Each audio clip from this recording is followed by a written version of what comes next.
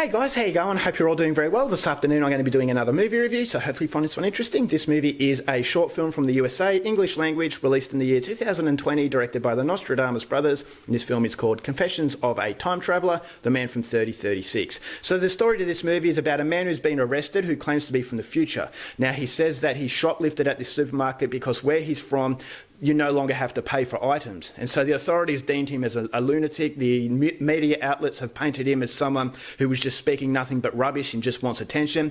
But this gains the interest of a documentarian. He wants this man to be able to get the chance to speak his mind and give his side of the story.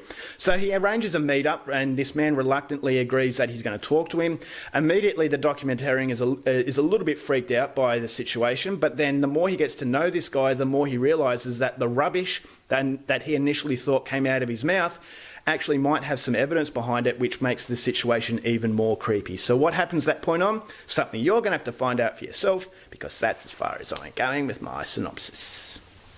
Now my thoughts on Confessions of a Time Traveller, The Man from 3036. Last night I wasn't in the mood to see a feature movie.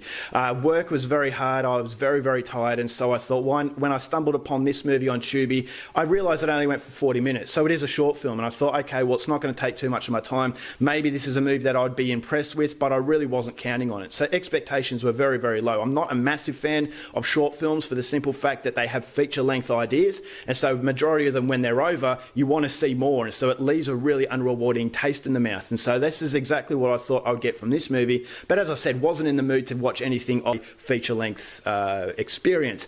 So coming into it with no expectations whatsoever, not knowing that this movie even existed before last night, I have to say this is one of the most entertaining short films that I have seen. In fact, it's one of my favourite short films, which came as such a surprise, and it does go to show that good movies can come out of absolutely nowhere. Now, my initial impressions of the movie, I saw the trailer and I thought, all right, this looks like a pro-conspiracy theorist film. This looks like a movie that is classic scaremongering, and how is the Nostradamus brothers going to actually take this conspiracy theory idea?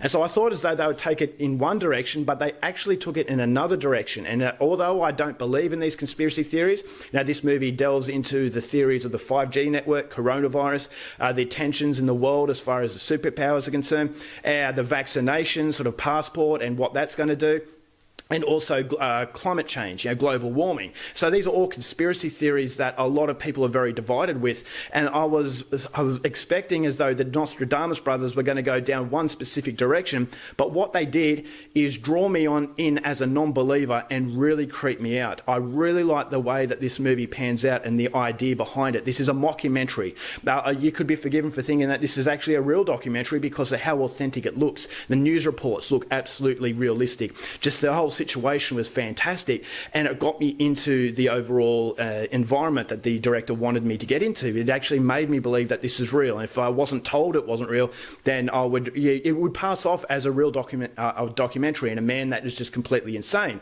And that's the idea that the film wants to give you at the start, that this guy is out of his mind. But when he starts talking about things and things are actually backing up his statements, this gives you that idea that we are not preparing ourselves for the possibility in the future, in that we hear something we don't like, we feel uncomfortable, we want to push it away. And that's like seeing ugliness in the world. We want to pretend it's not there, but it's like the tumour. If you don't treat that tumour straight away, it can get out of control. And what happens in the future in this movie, the man details everything that's happening, and although you don't actually see it happening, it moulds that demon inside your mind, and it actually becomes very, very scary.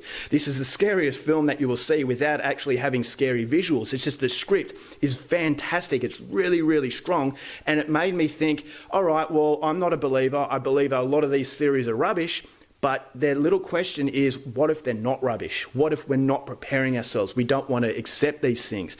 Is the government against us? And all those sort of, that paranoia and that psychological fear was intensified in this movie through just the whole premise of the movies, that this guy's from the future, where he's a nut job, don't listen to him.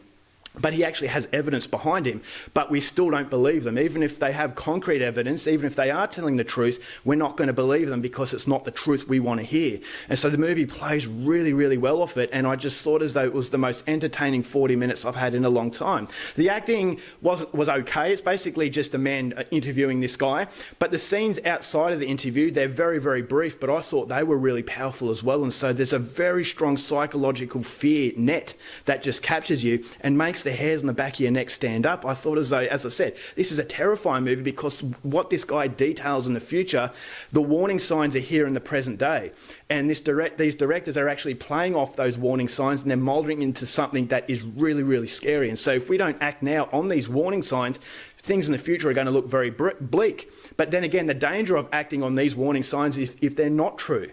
And so you have that uncertainty, and that uncertainty makes you feel very, very vulnerable. I actually felt very vulnerable watching this movie, and it's down to the fact that the script works so well, and just the whole idea of it was absolutely fantastic. It leaves it very ambiguous, but as I said, there's evidence to suggest that maybe this guy's telling the truth, but it goes against our truths. It goes against what we're taught to believe, and so that can be very dangerous as well. So although I'm not a believer, I don't necessarily think that what I believe is true. It's just something that makes me comfortable. I don't want to believe the government's against me. I don't want to believe the 5G networks were against us, or coronavirus is manufactured, all that kind of stuff, because it makes me feel uncomfortable. And this can be a very dangerous thing because you're not preparing yourself. And so the questions are constantly being raised in this movie, and to actually make it work so well in a 40-minute length, I thought was absolutely fantastic. This is everything that a short film should be. It rounds all the bases, and it just makes it really rewarding because I don't need to see any more. I don't need this film to be made into a feature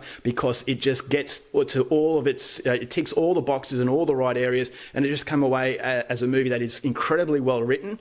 There are some moments that I thought were a little bit iffy. I'm not going to tell you what because it might give it away, but they were only minor blemishes on what was a fantastic short film that I would highly recommend to everybody. If you are a conspiracy theorist, this is a conspiracy theorist wet dream. And it basically it will reiterate your thoughts, but it'll also make the non-believer start to doubt their beliefs. And this is everything that a film should do. And so I thought this was fantastic. Go out there and see it, especially if you like this kind of stuff. As far as mockumentaries are concerned, this is very authentic, very, very well made. As I said, minor issues, but pushing them aside, it's definitely one of the best 40 minutes that you will spend. So overall, for Confessions of a Time Traveller, The Man from 3036, very creepy. Go out there and see it. I'm going to give this one 3.5 stars. All right, guys, that's it for my review. Hope you enjoyed it. Till next time, keep watching movies, and I'll see you later.